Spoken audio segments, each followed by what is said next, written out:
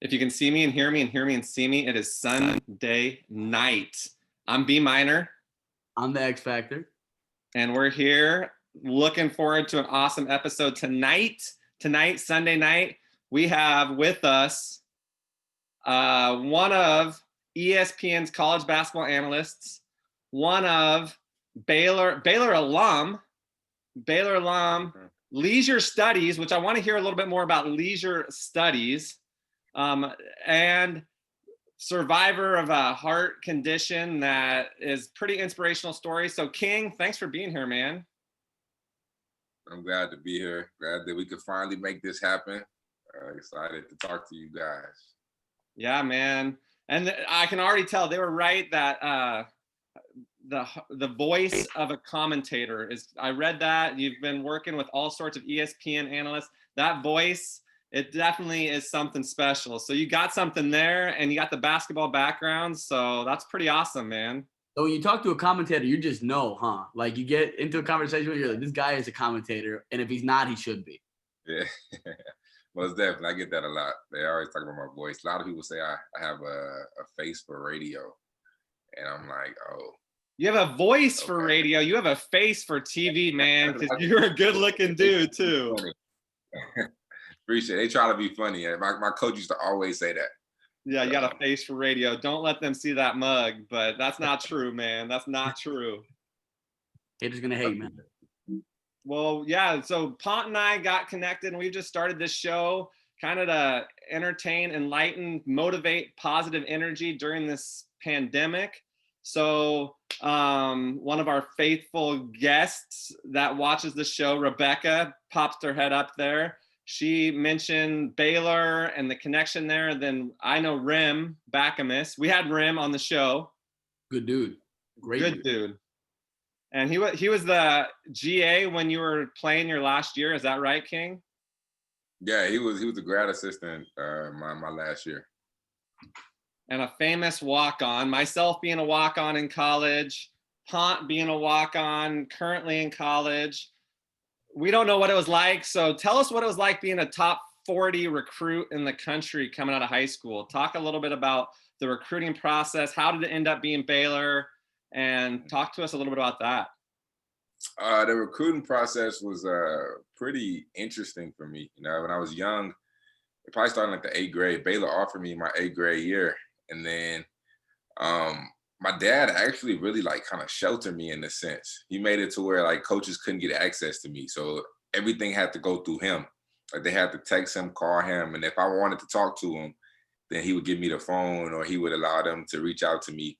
But everything went through my dad. So I'm really grateful for that. It ultimately came down to Baylor, Kansas, UCLA, and Arkansas, and North Carolina and Duke, because I committed early. So UNC and Duke actually called, and they said they're coming out that next week. But I'd already told Coach Drew that I was going to verbal to him on that Monday. So they actually said they were going to come next week, and if they liked what they saw, they were going to offer. I would have took the Carolina offer on spot just because I'm a Tar Heel at heart. I just loved everything about the Tar Heels. And they didn't, but I honor my word. And Coach Drew, I committed to Baylor my junior year, and it's been history ever since. It was a great decision, a lot of ups and downs, but ultimately it ended up saving my life. So I made the right decision. That's amazing, King. And Brant, does that sound kind of like our recruiting too? Didn't our recruiting go Duke was in early on me, so I don't know. They didn't wait on me. I don't know about King, but it sounds like they were in on the game late.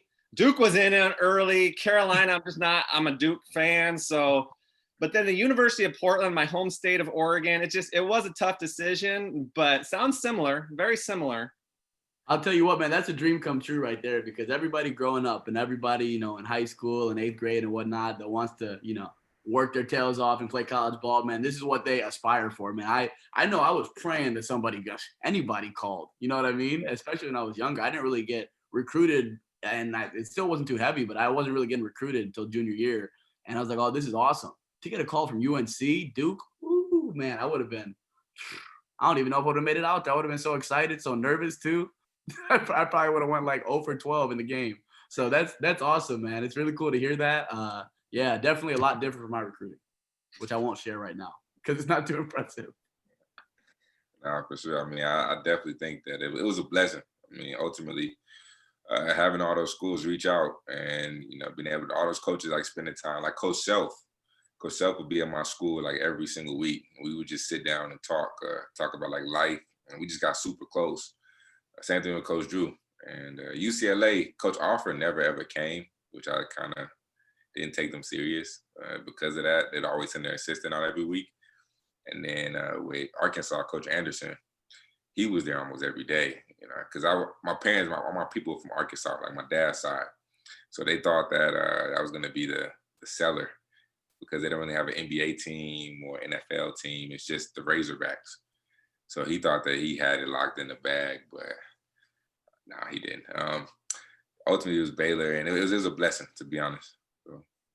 And I know you said it saved your life. A lot of people might say that figuratively, but I know the difference between figuratively and literally. And this decision and the care and everything that they gave you at Baylor. Talk a little bit. Tell us those people that maybe don't know the background and the story. Tell us a little bit about that.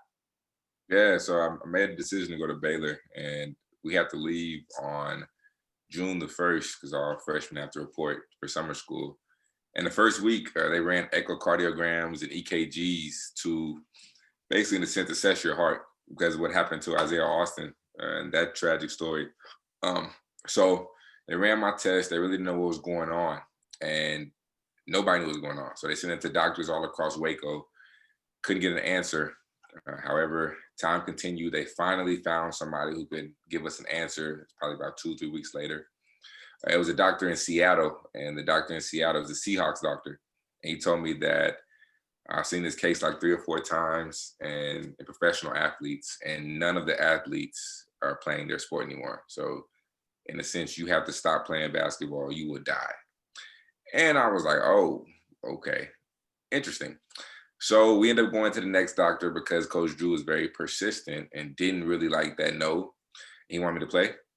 So we went to another doctor in Maryland, heard the same news, same exact words, actually. I'll die if I keep playing basketball. And Coach Drew still didn't like the no. So he went to the next doctor. Then this doctor told me I have a heart disease called hypertrophic cardiomyopathy, which means the walls of your heart get larger when you do physical activity, which could prevent the blood from going to your lungs and could also lead to sudden cardiac arrest. So this doctor said I could play. However, I do have the disease. In order to, you can't, get rid of the disease. So you have to kind of sort of not treat it, but have a safety net in a sense. So I had to get a defibrillator, an internal cardiac defibrillator that is placed underneath my diaphragm, connects to my heart. And if anything was to happen, I go into sudden cardiac arrest. It will shock me back to life.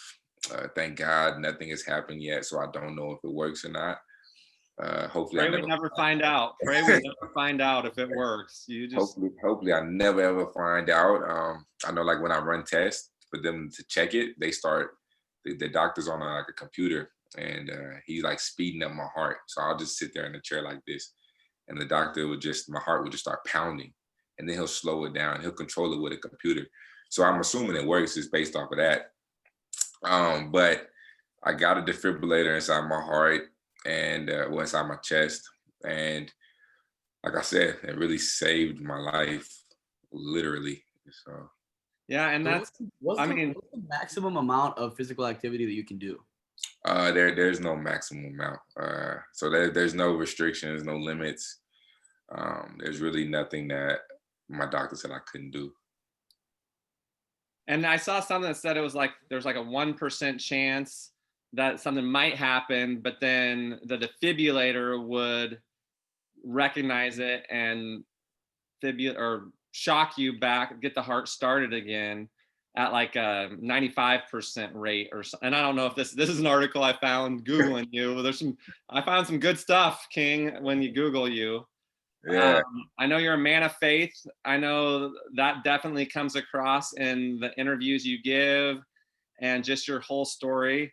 I'd love to hear you share a little bit more about kind of during a tough time, how you were able to handle that and I know the answer, but how was it that you were able to take that news and Mhm. keep on keeping on? I think ultimately it was two things. I think the first thing was my faith for sure. And the secondly, I think it was my parents, Mhm. just their faith, because when everything happened, that was the first time I was able to like rely on my own faith. Because when you like growing up in high school, elementary school, you go to church because you're forced to, and it's almost like this is my parents' thing. I just do it with them because they're my parents and I'm forced to. But like during that moment was the first time I was actually able to like really build that relationship with God, and ultimately was able to change my mindset. Because a lot of times when you go through something rough or you go through an adversity, you think like, why me? And you often question God, you question the universe, you question everything. And I had to change my mindset from thinking, why me, to what is this teaching me? Like, what can I learn from this? How can I use my story and use what I'm going through in order to inspire others and help others? And ultimately, that's what I did. And my parents constantly told me that you might be going through a rough patch right now, but you never know how your story is going to be able to save so many lives, because you were put on this earth for a reason. And I ultimately found my purpose through my struggle. I think that's ultimately where you find your purpose at when you're going through some of the roughest times in your life.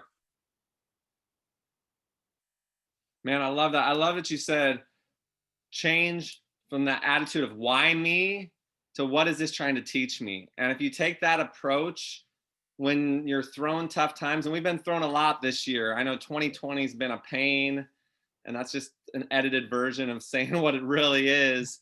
But for you to keep the faith, and I love what you said about that was the first time your faith had been tested, or you were relying on your own faith. Because I get what you're saying. Sometimes as kids, you grow up and you're just kind of saying the prayers and doing it because your parents tell you that that's what you should do. But it took something like that to wake you up and kind of show you who's in control. Yeah, for sure. I know you're still in shape. I can tell you're still in shape. Um, Not getting to play in the NBA, but now getting to be a college analyst. How has that been sitting on the sidelines? Because you just stopped playing like 2 years ago, or Yeah, was it 19 was your last season now? yeah, 19 my last So you season. did, and then you did 1 year this year as the ESPN analyst. Mhm. How was it this year sitting sideline and not being in the game? Yeah, I mean, ultimately it was tough at first just because every NBA team red flagged me. And I'm kind of like I'm a realist when it comes to, expectations. So I didn't expect to get drafted or anything, but I did expect to be able to have workouts and be one of those guys who can work their way in to a team, because like things I do, just I play hard, I play defense, almost like a Marcus Smart sense, but I shoot better. Mhm. Um, There you go. Yeah. so There so you I felt like I could have worked my way in there, but just me not even being able to get the opportunity, it was ultimately hard. And I was at a place probably this time last year. I was at a place in my life where it was just kind of like similar to when I was a freshman in college, thinking like, why me? Like, I build my faith with you these 4 years, and boom, I don't even get to live out my dream.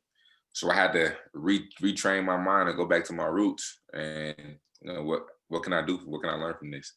So ultimately, I got the opportunity with ESPN, because I met a lot of people when I was playing at Baylor, and I built relationships. That was another thing that was important. I built a lot of connections, and a lot of people ended up helping me. And the producer ended up talking to the head guy there, and he ended up hiring me, flew me out for an audition. I got the gig, and it was fun. Like, it was a fun gig because this was ultimately my second job, my second dream job, because I wanted to play in the NBA, but I love doing TV stuff and I love being in front of the camera. I love talking, and I think this was made for me. And I ultimately think that uh, basketball is my dream, but doing TV stuff is like my purpose.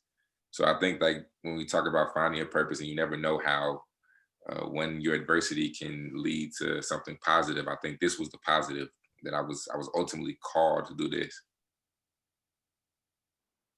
Yeah, that's definitely an inspiration, man. And again, don't let people tell you that you have a face for radio, because that's just not true. Face for TV, let them know. So you continue to prove people wrong every day, and that's inspirational. Yeah, I mean that's just a motto. That's what I live by. My word is resilient. I love that word. I've adopted that as like my life word because I think that embraces everything that I stand for and embraces my journey. I've never given up and I continue to fight. I mean, even though the NBA said that I can't play now, I mean, who's to say that 5, 6 years from now they might not change the rule and I might get a shot. I mean, who knows? I'm just gonna stay ready until that time comes. You don't wait to get ready. You get ready while you're waiting, for sure. You don't wait to work. You work while you wait. There we go. How did it go this year? I know I've done some, it's not ESPN, it's not CBS Sports, it's Capital Community Television in Salem, Oregon. And I joke it has like a 3-mile radius. It airs at 1:00 in the morning, tape delay. It's kind of like Wayne's World. You're young guys. I don't know. Pont, have you seen Wayne's World? Honestly, cannot say I've seen Wayne's World. King, have you seen Wayne's World? I have not. Okay, so Wayne's World is a show that started out in this guy's basement on public access. So Wayne's World starts out and it's just two crazy guys. But anyways, it's public access. So I joke that my TV commentating is like that. It is difficult. It is way more difficult when the lights are on you. The TV's right there. You have to be insightful. You have to be quick. You have to be articulate. It's not as easy as people make it look. Man, it's hard. I think what makes it harder is ESPN doesn't train you. So they throw you right in, huh? Yeah, it's almost a sink or swim type of deal. I've never done this before. So my first game on national television was Oklahoma State at Wichita State. And I did it. And during halftime, I made the mistake of like checking my Twitter notifications. And people were killing me. Like, this dude is horrible. Get this man off television. He doesn't know what he's talking about. And I'm like, oh my goodness, this is my first game. Cut me some slack. Well, nobody knew that. But ESPN, they just do that. And then with the studio, they threw me in the studio on Duke versus Syracuse night, like prime time ESPN. I'm like, bro, like, can I work my way up? But they just threw me in, and I think I did pretty solid. I think I did a good job because I exceeded expectations. I didn't think I was gonna be like as good as I actually was. And my boss, like she said the same thing.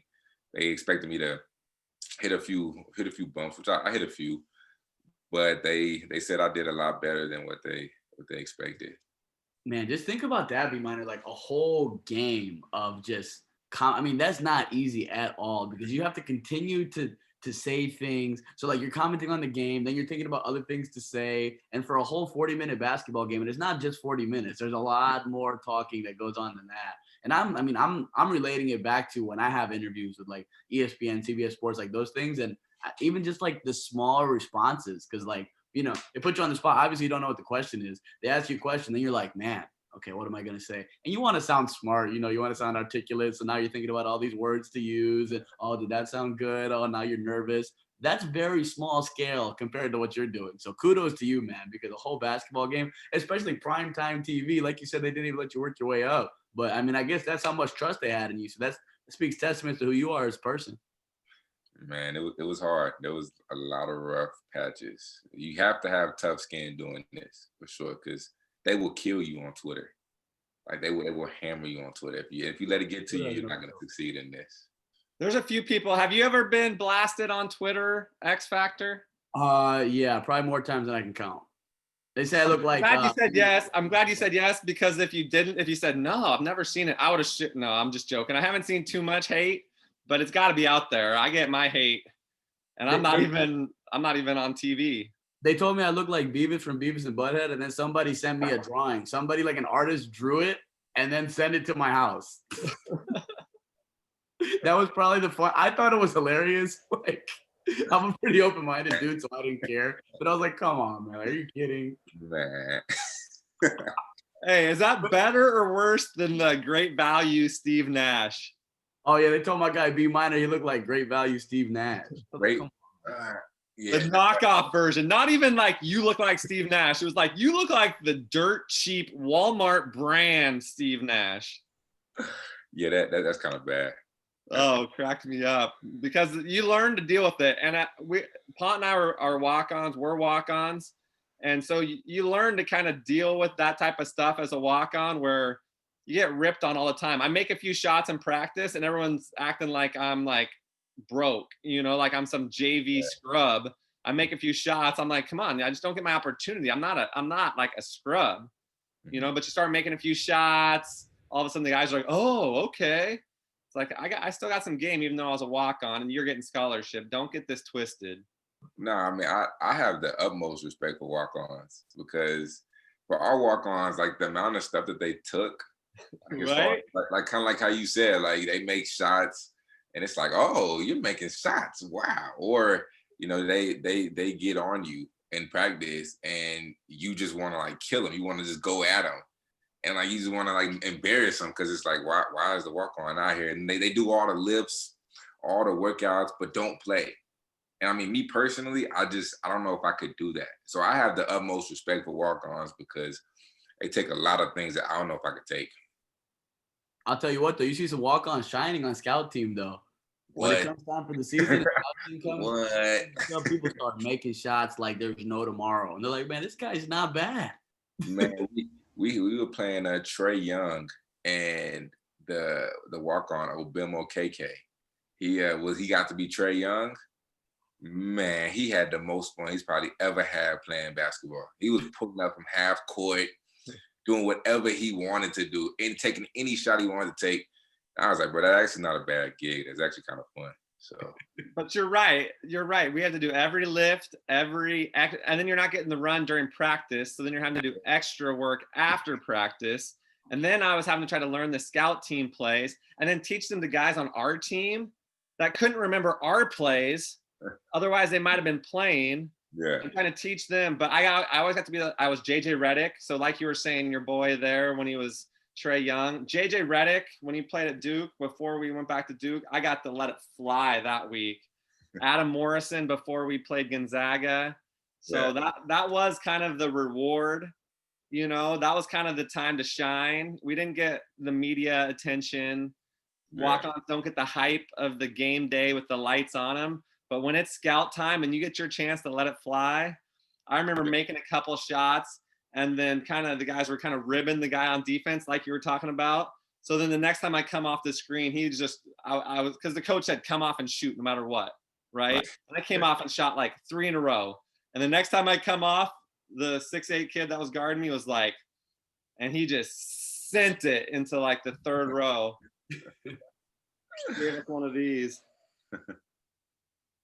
Give us, do you have a favorite verse or quote? I know you threw out some great one-liners there, but do you have any quotes or verses that you repeat a lot or say a lot or have tattooed on your body? I don't know. Like what do you say a lot, King? I got a few tattoos with verses. I think the one on my wrist, Philippians 4:13, it says, I can do all things through Christ who strengthens me. And that, I mean, it's very generic almost, like everybody says that. But I think just for me, it hits so deep because I feel like I can really do anything. And God has given me the ability to do that. And he's shown me that I can overcome a lot of things in life. So I think that one hits pretty hard. Proverbs 21:1. I got tatted on my ankle. Hold on, I'm pretty sure that's what that says. Yeah, Proverbs 21:1. Check that one. 21:1, Proverbs. Yeah, it says the king's heart is in the hands of the Lord. And I thought that was like super. That's like written about you, man. Because that's me exactly. But no, I mean those two verses. My dad, he's a great speaker. He has a lot of not corny quotes, but like those corny quotes that like you're like, oh, that's kind of interesting, but like that's kind of corny though. Like it's one of those. I love it. I pull those out all the time, and some of them Pont thinks I invented because he's so young.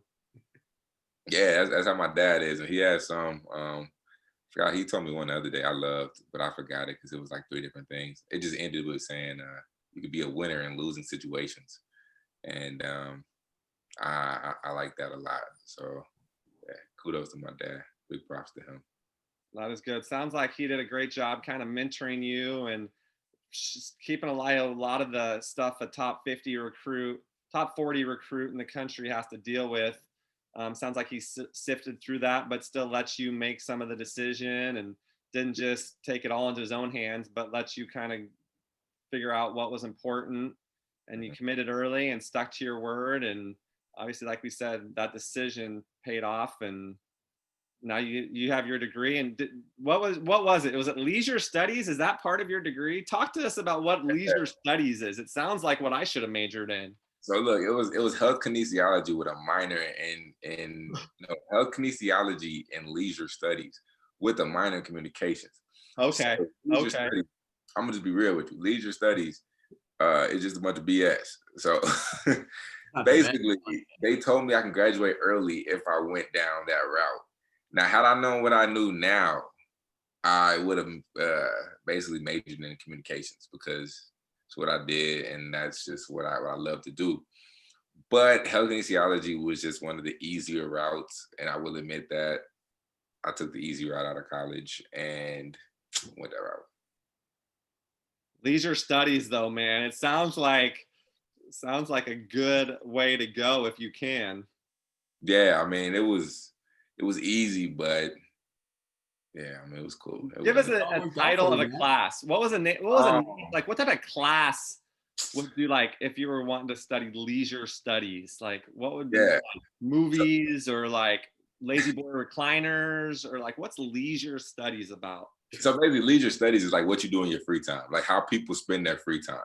So there was like in health kinesiology and leisure studies, it's more so of like how people do recreation, like playing sports, like just different like the recreation they do in their free time. So I took a class called like recreational leisure, and it just talked about different sports and how people do those in their free time. It really wasn't hard. Like, it was really it was really solid. So Rebecca says prepping to be a timeshare salesman. That's because he minored in communications. Yeah. So sales, and with that voice and that smile, sales, if you don't make it in TV, you might have something going in sales. Yeah. So I mean, I don't think I'll ever go that route. Hopefully, life never takes me down the route of sales. Hopefully I can stick to TV. So Pont, did you pull a quote? I have a feeling you got something, and if I know you're bringing something tonight. What do you got? You know what? I never fail with the quotes. By the way, my voice just cracked, and that's kind of weird because I'm 21. Puberty? Is it puberty or? I hope that's over. But okay. So, anyways, I'm gonna revisit that soon, personally. But anyways, yes, I do have a quote. It is, and it kind of ties in perfectly with what King was talking about earlier. Is good thing comes to those who wait.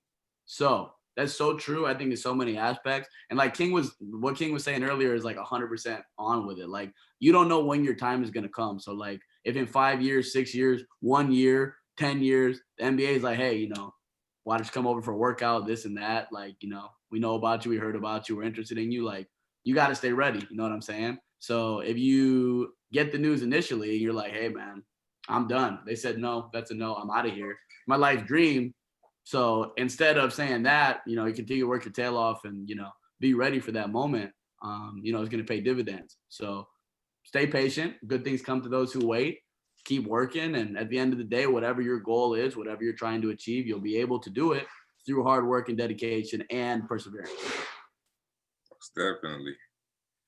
I agree with that 110%. The happiest people don't have the best of everything.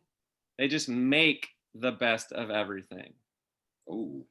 The happiest people don't have the best of everything. They just make the best of everything. So it's what you have. Success is not necessarily having all you want, but wanting what you have. Mm. So the man whose pleasures are the simplest is usually the happiest. So I just pulled out a bunch of those corny, cheesy lines right there for you, King. But the happiest people, they don't have the best of everything. They just make the best of everything. And happiness is not having what you want. It's wanting what you have. Man, that's real. What's his name? Who plays on Michael Porter? Not Michael Porter. What's the guy's name? Lefty. Kevin Porter. Kevin Porter. Kevin Porter. Did you see what he posted on Instagram the other day? Basically, looks like a cryptic message, basically insinuating that he was thinking about committing suicide. And I mean, that had me thinking. A lot of people, like a lot of NBA players, a lot of celebrities, the reason why they kill themselves and overdose on drugs is because they're not truly happy.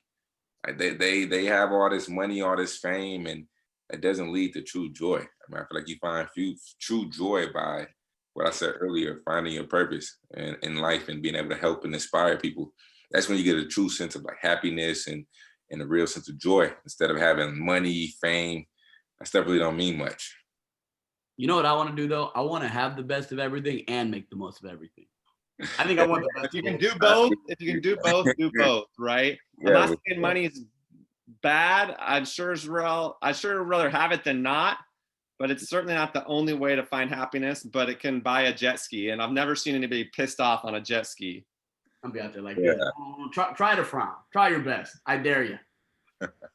I love that you said basketball's the dream, TV's the purpose. I mean, I think that finding your purpose and being able to share your gift, and obviously you have an incredible story of perseverance, and I love resiliency. We talk about resiliency in our program where I coach at Pacific University. Shout out, go Boxers. Resiliency, effort, and selflessness. What's your res level? What's your RES? What's your resiliency? Next play speed. How quickly can you get over a play, whether it's good or bad? So I don't like guys, I started pulling out the bow and arrow and shoot. It's like, we're going to try to get the ball out of the net and sprint and get a dunk while you're still pulling out the bow and arrow. So don't celebrate it too much. Act like you've done it before. Same thing with a negative play. You can't dwell. That play is over. You got to be resilient. You got to put it in the past. You got to move on. You got to have effort. You got to play with extreme maximum effort at all times when you're on the floor. And you have to be selfless and tough. Selfless, you have to be willing to give up the ball. Maybe you make a three in the first half, but with our style of play, because we averaged 104 games 104 points per game. We run the system. We run, shoot, trap, fly around, and then sub. So we sub 5 new guys every minute, and we're trying to wear the other team down. So the other team scorekeepers, they hate us because they're trying to figure out, okay, who's in the game? Wait, but we're sending 5 new guys literally every minute and trying to make you turn it over 40 times in the game. So we score a lot, but we also give up a lot. It is wild, crazy basketball up here in the Northwest. Like I said, we were 3rd in the country in steals, turnovers forced, turnover margin, 4th in O rebounds, 5th in the country in threes attempted, 5th in the country in threes made. And that's any level, D1, D2, D3. North Carolina plays fast. They get like 82 possessions a game. We're trying to get 100 to 110. Man. So it's goboxers.com. We're hopefully gonna have a season in January. I know hopefully, King, you'll be busy. I'll send you some updates and let you know. This restaurant across the street gives out fries anytime we score 100. They made that deal before we got the job as a coaching staff. So that's what I love though about the community that we live in is they support the athletics teams. We're college town, half hour from Portland. So we're a half hour outside of Portland, Oregon, in a college town of about 26,000 people. And they love the Pacific Boxers. So you get 10% off at most restaurants when I show my ID around town. Giving a little recruiting pitch there for the Boxers, just in case there is any future Boxers out there, Evan, Damian. So go Boxers, hashtag that. You see a lot of Pacific stuff because it's the only one in the whole country. The only Boxer mascot in the whole, there's a lot of Bulldogs, there's a lot of Bears, no offense, but there's one Boxer. A Boxer has the head of a dragon, the body of a dog. It's got hooves like a goat. It's a Chinese mythological creature. Oh. So it doesn't even exist. It's a mythological being. So it's got the head like a dragon, body like a dog. It's pretty badass, I think. Man. Unique, very uncommon. Look, if I'm a kid, I'm sold on your pitch right there. Let's go Boxers.